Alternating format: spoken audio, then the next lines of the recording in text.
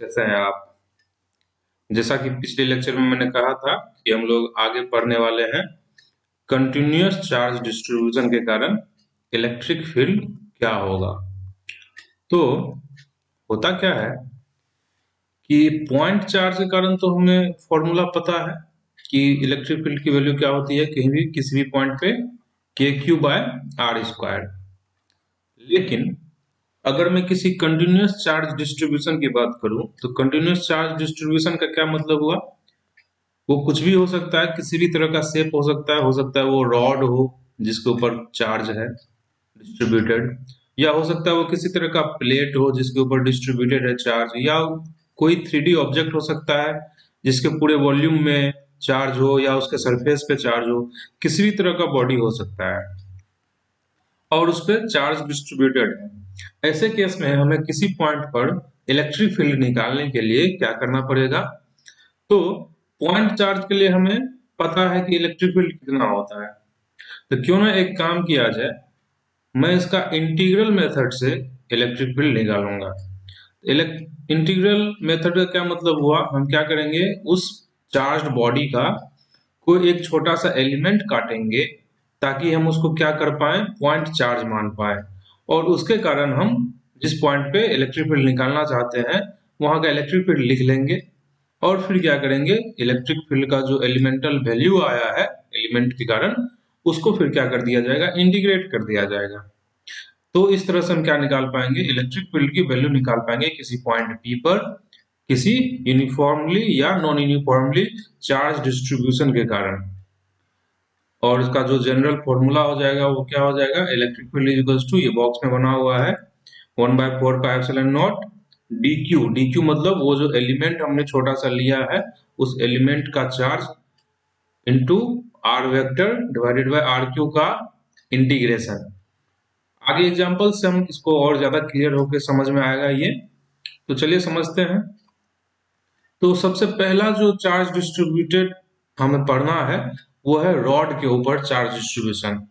तो सपोज ये एक रॉड दिया हुआ है और उस रॉड पे चार्ज डिस्ट्रीब्यूटेड है, यूनिफॉर्मली लेते हैं इसको, और इसके कारण किसी पॉइंट आर पे हमें क्या करना है, इलेक्ट्रिक फील्ड निकालना है। तो चलिए देखते हैं कैसे इसका इलेक्ट्रिक फील्ड निकाला जाएगा। इससे पहले एक चीज और हमें समझना होगा, वो क्या है? तो देखिए यहाँ क्या यूज किया गया है, लेमडा। लेमडा क्या होता है, चार्ज पर यूनिट लेंथ। ये आपने सेंटर ऑफ मास में भी पढ़ा होगा, वहां मास पर यूनिट लेंथ को लेमडा से डिनोट किया गया था।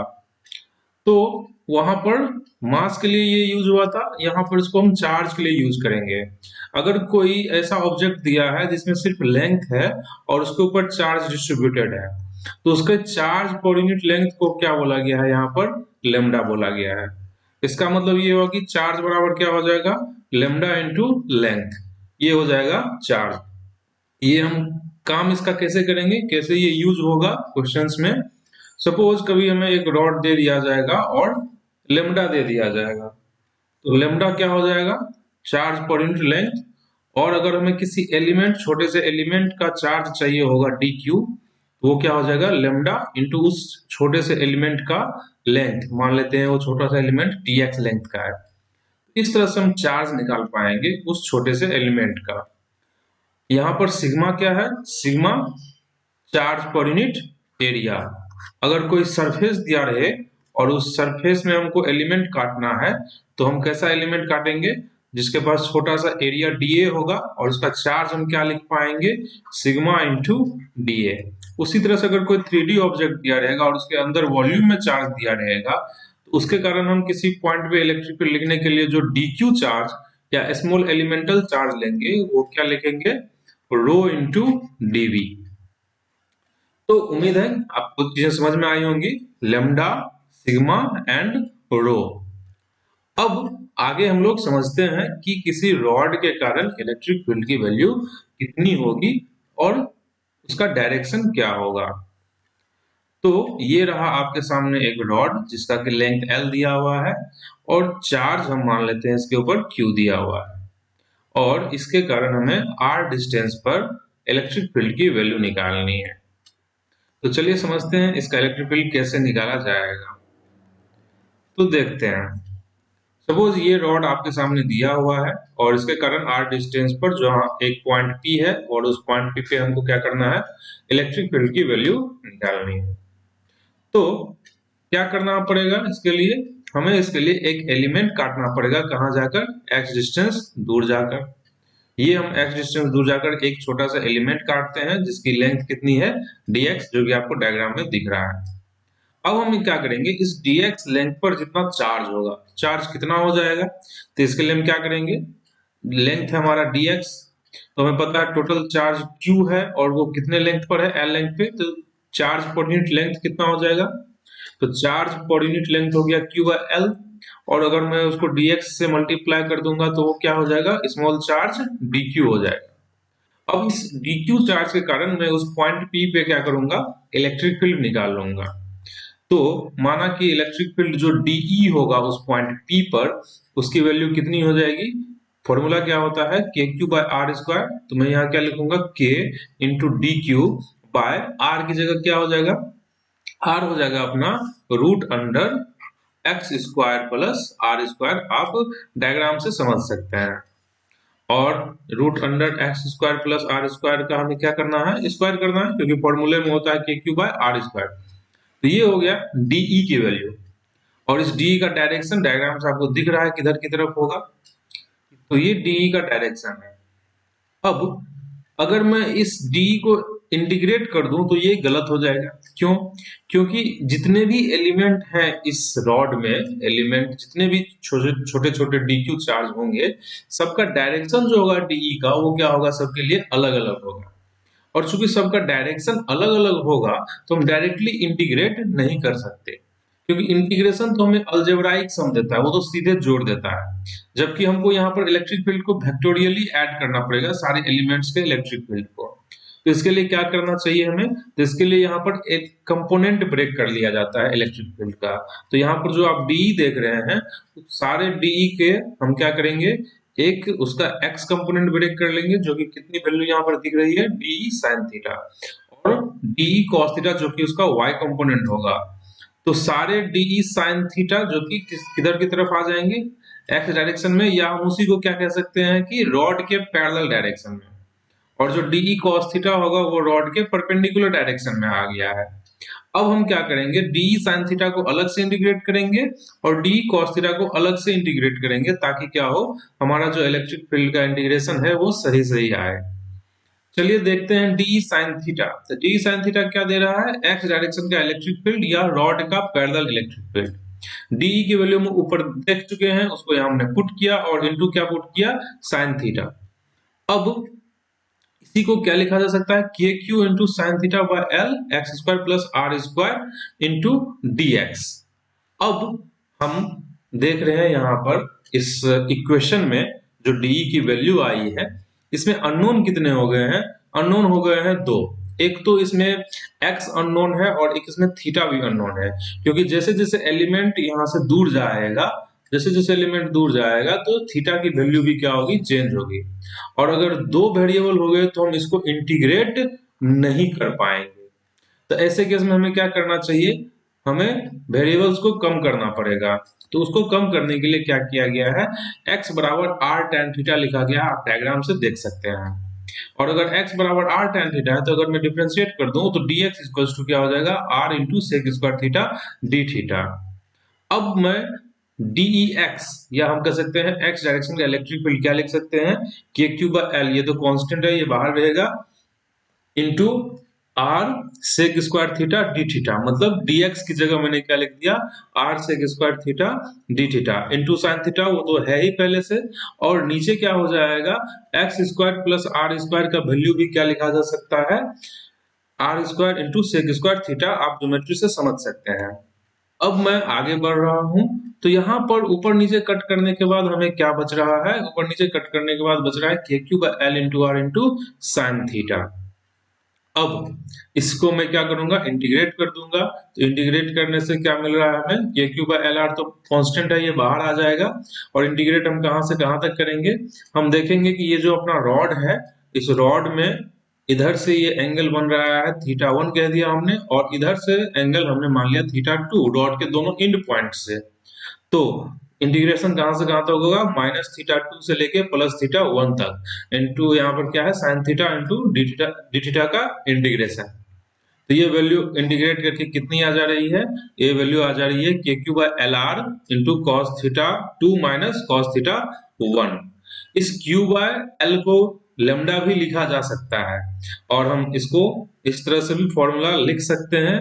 क्या लिख सकते हैं फॉर्मूला, कि के लेमडा बाय आर, और ब्रैकेट में क्या आ जाएगा cos theta 2 minus cos theta 1। ये इलेक्ट्रिक फील्ड हो जाएगा किधर की तरफ, एक्स डायरेक्शन में। अब y डायरेक्शन की अगर हम बात करें तो हमें क्या लिखना होगा, हमें लिखना होगा इक्वेशन बिल्कुल वही रहेगा, बस साइन थीटा की जगह क्या आने वाला है cos थीटा, और इंटीग्रेशन हो जाएगा माइनस थीटा 2 से लेकर थीटा 1 तक। फिर हम इंटीग्रेट करने के बाद आप देख रहे हैं कि वैल्यू कितनी आ जा रही है। आप इसको कर ले, कोई बड़ी चीज नहीं है, कैलकुलेशन सिंपल सा है। और ये वैल्यू आ जाएगा कितना, के Q by L R into sine theta 1 plus sine theta 2, या इसी को क्या लिखा जा सकता है, K into lambda by r into sine theta 1 plus sine theta 2। इस तरह से आप देख रहे हैं कि इलेक्ट्रिक फील्ड एक्स डायरेक्शन में और वाई डायरेक्शन में आ गया। इसको एक्स या वाई बोलने से ज्यादा अच्छा है आप क्या बोले कि electric field parallel to rod and perpendicular to rod. अगर हमें नेट इलेक्ट्रिक फील्ड की कभी जरूरत पड़ गई तो वो क्या हो जाएगा, root under E X square plus E Y का स्क्वायर। इस तरह से हम इलेक्ट्रिक फील्ड की वैल्यू बता सकते हैं किसी रॉड के लिए। अब हम लोग आगे बढ़ते हैं और कुछ एग्जांपल्स लेंगे। सपोज ये एक रॉड दिया हुआ है और इसके कारण हमें इलेक्ट्रिक फील्ड चाहिए किसी पॉइंट पी पर। हमें यहाँ पर दिख रहा है कि एक एंड से ये एंगल कितना बना रहा है 60, और दूसरे एंड से ये कितना एंगल बना रहा है 30। अगर हमको यहाँ इस पॉइंट पी पे इलेक्ट्रिक फील्ड चाहिए तो हम क्या करेंगे, कुछ नहीं, सिंपल सा है क्वेश्चन। इस पॉइंट पी पे जो इलेक्ट्रिक फील्ड होगा, एक होगा इसके परपेंडिकुलर डायरेक्शन में, एक होगा इसके पैरेलल डायरेक्शन में, या इसी को हम ई वाई बोल सकते हैं उस हिसाब से, पिछला डायग्राम के हिसाब से, और ये ई एक्स हो गया पिछले डायग्राम के हिसाब से, क्योंकि पिछले डायग्राम में ये जो अपना रॉड था वो हॉरिजॉन्टल था, तो लेकिन यहाँ पर क्या है, ये वर्टिकल है। या हम ऐसे कह सकते हैं कि ये क्या है, E parallel and this is E perpendicular. तो ई पैरेलल की जो वैल्यू थी वो कितनी थी, ई पैरेलल की वैल्यू थी K lambda by r into cos theta 2 minus cos theta 1। तो इस तरह से हम यहाँ वैल्यू अगर मैं पुट कर दूं तो क्या हो जाएगा, K lambda by r cos 30 minus cos 60। आप इसको कैलकुलेट कर लें, सिंपल सा इसका आंसर आएगा, के लेमडा बाय कॉस 30 की वैल्यू हो जाती है √3/2 माइनस कॉस 60 हो जाएगा 1/2। ये हो गया इसका एक्स डायरेक्शन का। या हम कह सकते हैं पैरेलल डायरेक्शन में, रॉड के पैरेलल डायरेक्शन में इलेक्ट्रिक फील्ड। अगर हम रॉड के परपेंडिकुलर डायरेक्शन में इलेक्ट्रिक फील्ड की बात करें तो वो कितनी हो जाएगी, वो हो जाएगी K lambda by r sine theta 1, मतलब कितना हो जाएगा, साइन 60 की वैल्यू हो जाएगी √3/2 और प्लस साइन थीटा 2, मतलब साइन 30 की वैल्यू हो जाएगी 1/2। और ये हो गया आपका ई परपेंडिकुलर और ये हो गया ई पैरेलल। अगर हमें कभी जरूरत पड़ गई नेट निकालने की तो हम √100 क्या कर देंगे, ई पैरेलल का स्क्वायर कर देंगे प्लस ई परपेंडिकुलर का स्क्वायर कर देंगे। इसी तरह से अगला एग्जांपल चलिए देखते हैं। ये एक एग्जांपल दिया हुआ है, आप क्वेश्चन को देख के पॉज करके वीडियो को आप पहले क्वेश्चन को ट्राई करें अपने से, क्योंकि आपका अपना ट्राई किया हुआ ही आपके काम आएगा, उसके बाद आप सॉल्यूशन को देखें। तो चलिए देखते हैं, ये एक क्वेश्चन दिया हुआ है, आप वीडियो पॉज करके इसको ट्राई कीजिए। अब हम इसका सॉल्यूशन देख रहे हैं। तो अगर मैं इस पॉइंट P पर इलेक्ट्रिक फील्ड की बात करूं तो हमें यहाँ दिखाई दे रहा है, यहाँ हम थीटा 1 क्या बोलेंगे 60 डिग्री, लेकिन थीटा 2 यहाँ पर कितना हो जा रहा है, वो 0 हो जा रहा है। थीटा 1 थीटा 2 कैसे पता किया जाता है, रॉड के इंड पॉइंट से, इंड पॉइंट मतलब जहां पर रॉड खत्म हो रहा है वहां से हम उस पॉइंट P के लिए एंगल खींचेंगे, और ये एंगल्स ही थीटा 1 और थीटा 2 होते हैं। तो यहाँ इस डायग्राम में क्या दिखाई दे रहा है कि थीटा 1 तो है 60 डिग्री, लेकिन थीटा 2 क्या हो गया है 0। ऐसे केस में हमें इलेक्ट्रिक फील्ड अगर निकालना हो तो हम क्या क्या करेंगे, ई परपेंडिकुलर और ई पैरेलल का फॉर्मूला पुट करेंगे और इलेक्ट्रिक फील्ड निकाल लेंगे।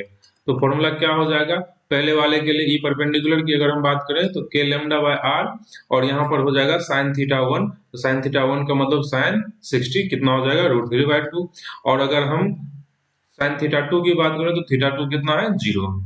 अब ई पैरेलल की बात करें तो क्या हो जाएगा, K lambda by r, cos theta 2 की वैल्यू कितनी हो जाएगी, cos 0, माइनस cos थीटा 1 की वैल्यू हो जाएगी cos 60 डिग्री।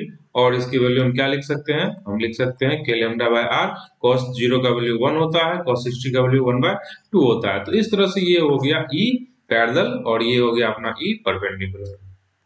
आप पॉज करके नोट करें सॉल्यूशन। मैं आगे बढ़ता हूं, नेक्स्ट क्वेश्चन लेता हूं।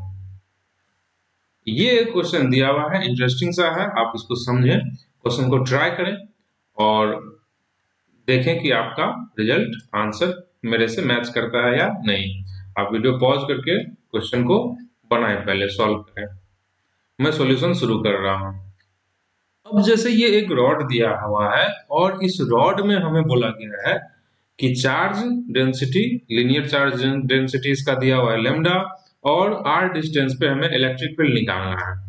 लेकिन दिक्कत वाली बात यह है कि इस बार रॉड के सामने पॉइंट नहीं है, पॉइंट जो है रॉड के नीचे है और रॉड से उसका डिस्टेंस कितना है आर। ऐसे केस में हमें क्या करना चाहिए, ऐसे केस में कुछ नहीं, कोई दिक्कत वाली बात नहीं है। थीटा 1 जो है वो है 60 डिग्री, वो तो डायग्राम से दिख ही रहा है। और थीटा हम कैसे लेते हैं, वो हमेशा आर से लिया जाता है। आर मतलब रॉड से उस पॉइंट का जो डिस्टेंस होगा आर, उससे एंगल लेंगे। इस डायग्राम में ये 60 दिया हुआ है और इसको हम थीटा 1 को 60 लेंगे। थीटा 2 इस केस में हम क्या ले लेंगे, -30 डिग्री। क्यों, क्योंकि वो पॉइंट जो निचला वाला एंड है उससे वो नीचे है। और थीटा 2 इस बार हम 0 ना लेके, पिछले केसेस में क्या होता था, जब रॉड के सामने होता था तो वो एंगल थीटा 2 भी पॉजिटिव आता था। अगर मान लीजिए नीचे वाले पॉइंट के सामने पॉइंट होता तो थीटा 2 क्या होता, 0 होता। लेकिन नीचे वाले पॉइंट से भी नीचे है ये पॉइंट P, तो एंगल जो होगा थीटा 2 हम क्या लेंगे, माइनस में लेंगे और ये हो जाएगा कितना, -30 डिग्री। अब हम ई परपेंडिकुलर और ई पैरेलल का जो फॉर्मूला पुट करने वाले हैं तो सीधे सीधे हम क्या लिख सकते हैं, K lambda by r sin theta 1 plus sin theta 2। तो sin थीटा 1 की वैल्यू हो जाएगी √3/2 और sin थीटा 2 मतलब sin -30 डिग्री, या हम उसी को माइनस sin 30 लिख सकते हैं। तो ये वैल्यू हो गई ई परपेंडिकुलर की। ई पैरेलल की बात करें तो फॉर्मूला क्या हो जाएगा, K lambda by r cos theta 2 minus cos theta 1। हमें पता है कि cos थीटा में चाहे थीटा को पॉजिटिव लिखा जाए या नेगेटिव लिखा जाए कोई फर्क नहीं पड़ता। तो cos -30 की भी वैल्यू उतनी ही होगी जितनी cos 30 की होती है, जो कि कितनी हो जाएगी, √3/2 माइनस cos थीटा 1 मतलब cos 60, जो कि हो जाएगा 1/2। ये हो जाएगा अपना ई पैरेलल और ये रहा ई परपेंडिकुलर। और इस तरह से हम लोग क्या कर लिए, इलेक्ट्रिक फील्ड निकाल लिए। अब अगला एक और क्वेश्चन हम लोग लेते हैं। आप वीडियो पॉज करके क्वेश्चन और सॉल्यूशन नोट कर लिया करें। मैं आगे बढ़ता जा रहा हूं ताकि वीडियो का ड्यूरेशन ज्यादा लंबा ना हो जाए। चलिए अगला क्वेश्चन देखते हैं। ये एक रॉड दिया है और ये इनफाइनाइट लेंथ का है। वैसे तो इनफाइनाइट कुछ नहीं होता है, लेकिन इनफाइनाइट का मतलब यहाँ कहने से क्या मतलब है कि रॉड के रेस्पेक्ट में जिस पॉइंट पे हमें इलेक्ट्रिक फील्ड निकालना है, जो कि कितनी दूर है आर, इस आर के रेस्पेक्ट में रॉड का लेंथ जो होगा वो क्या होगा, बहुत ही बड़ा होगा। इसी से हम कह सकते हैं कि रॉड की लेंथ क्या है, इनफाइनाइट है। अब अगर मुझे इस पॉइंट P पे इलेक्ट्रिक फील्ड निकालना है तो इस पॉइंट P पे इलेक्ट्रिक फील्ड निकालने के लिए क्या करेंगे, फॉर्मूले लगाएंगे। एक होगा ई परपेंडिकुलर जो कि रॉड के परपेंडिकुलर होगा और एक होगा ई पैरेलल। ई परपेंडिकुलर और ई पैरेलल दोनों हमें निकालना है। ई परपेंडिकुलर क्या हो जाएगा, वो हो जाएगा के लैम्डा बाय आर और sin theta 1 plus sin theta 2। अब दिक्कत वाली बात ये है कि यहाँ पर हम थीटा कैसे निकालें। तो थीटा निकालने के लिए हमें पता है कि अगर ये पॉइंट P है और इस पॉइंट P से मैं रॉड के इंड पॉइंट को मिलाऊंगा, तो इंड पॉइंट को मैं कैसे जाके मिलाऊं, क्योंकि ये रॉड तो इनफाइनाइट लेंथ का है और यहाँ से हम अगर थोड़ा सा भी एंगल वर्टिकल से टेढ़ा करेंगे तो ये लाइन जो है अपना वो इंड पॉइंट पर जाकर नहीं मिलेगा, पहले ही जाके मिल जाएगा, क्योंकि रॉड की लेंथ कितनी है, इन्फिनिटी है। तो हम क्या करेंगे, पॉइंट P से रॉड के पैरेलल एक लाइन खींचेंगे और हमें पता है कि दो पैरेलल लाइन आपस में कहां पर मीट करते हैं, इनफाइनाइट पे। इसका मतलब ये हुआ कि अपना जो लाइन है पॉइंट P से जो कि रॉड के एंड पॉइंट पे मिलेगा, वो अगर हम इन्फिनिटी पे मिलाना चाहते हैं तो उसके लिए हमें क्या करना पड़ेगा, उसके लिए हमें एक पैरेलल लाइन खींचना पड़ेगा जो कि रॉड के पैरेलल होगा। तो हम यहां से बोल सकते हैं कि थीटा 1 की वैल्यू कितनी आ गई, थीटा 1 यहाँ से अपना आ गया 90 डिग्री। आप समझ रहे होंगे इस चीज को कि थीटा 1 के कितना आ गया 90। उसी तरह से थीटा 2 भी क्या आ जाएगा, वो भी आ गया अपना 90 डिग्री। अब हम क्या करेंगे, K lambda by r sine theta 1 मतलब साइन 90 1 हो जाएगा, साइन थीटा 2 वो भी साइन 90 1 हो गया, और ये वैल्यू आ गई 2 के लेमडा बाय आर। अब अगर हम ई पैरेलल की बात करें तो हमें पता है कि इसमें क्या होता है, cos theta 2 minus cos theta 1, और थीटा 2 तो दोनों इक्वल है और 90 है, तो ये वैल्यू कितनी हो जाएगी, यहाँ पर 0 हो जाएगी। तो ई पैरेलल का वैल्यू कितना आ गया, 0 आ गया। इस तरह से अगर एक इनफाइनाइट रॉड दिया हुआ है और उसके कारण किसी पॉइंट पी पे हमें इलेक्ट्रिक फील्ड चाहिए होता है, तो उसकी वैल्यू क्या आ जाती है, 2 के लेमडा बाय आर, जो कि सिर्फ परपेंडिकुलर डायरेक्शन में होता है, किसी तरह से इंक्लाइंड नहीं होता, रॉड के परपेंडिकुलर होता है। अब अगर हम अगला क्वेश्चन लेते हैं, अगले क्वेश्चन में एक रॉड के इंड पॉइंट के सामने हमें क्या दिया गया है, पॉइंट P दिया गया है, और वहां पर बोला गया है इलेक्ट्रिक फील्ड निकालने, और रॉड का दूसरा पॉइंट कहां पर जा रहा है, वो इनफाइनाइट को टच कर रहा है।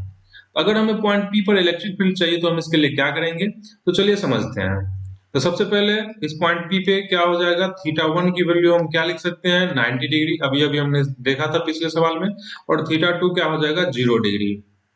अब इस पॉइंट P पे इलेक्ट्रिक फील्ड चाहिए तो ई परपेंडिकुलर कितना हो जाएगा, वो हो जाएगा K lambda by r sine theta 1 मतलब साइन 90 जो कि 1 हो जाएगा, साइन थीटा 2 मतलब साइन 0 जो कि 0 हो जाएगा। तो ये हो गया के लेमडा बाय आर। अगर हम ई पैरेलल की बात करें तो हो जाएगा K lambda by r cos theta 2 मतलब cos 0 माइनस cos 90, तो ये वैल्यू हो जाएगा के लेमडा बाय आर, और यहाँ हो जाएगा cos 0 1 और cos 90 0 मतलब के लेमडा बाय आर ही इसकी वैल्यू हो गई। इस पॉइंट P पे इलेक्ट्रिक फील्ड किधर किधर हो जाएगा, ये रहा परपेंडिकुलर डायरेक्शन और ये रहा नीचे वाला पैरेलल डायरेक्शन, दोनों की वैल्यू कितनी होगी, बराबर बराबर के लेमडा बाय आर और के लेमडा बाय आर।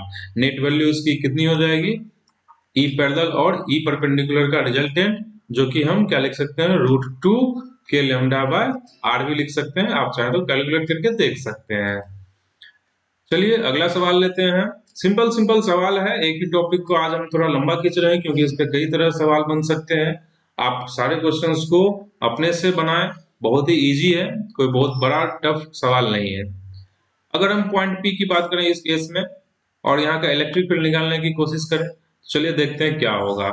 यहाँ से आपको दिख रहा है थीटा 1 का वैल्यू कितना हो जाएगा 90 और थीटा 2 हो गया 30। आप इस सवाल को सॉल्व करें और कमेंट में आंसर करें इसका, फिर मैं सॉल्यूशन बताऊंगा। कमेंट में आप सॉल्यूशन करके आप उसकी फोटो खींच के कमेंट में आप डालें, इसका मैं वहीं पर बताऊंगा अगले लेक्चर में कि ये आपने आंसर किसका किसका सही किया है।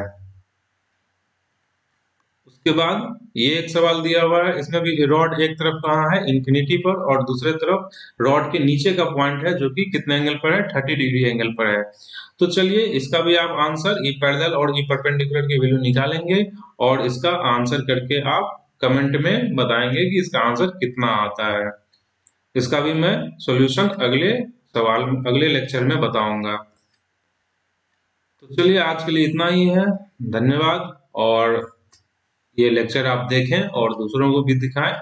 ये अपना चैनल है फैंस ऑफ फिजिक्स बाय विजय भूषण, आप सर्च करेंगे यूट्यूब पे तो तुरंत आपको मिल जाएगा, और इसको सब्सक्राइब करें और लोगों को भी बोलें सब्सक्राइब करने के लिए। धन्यवाद।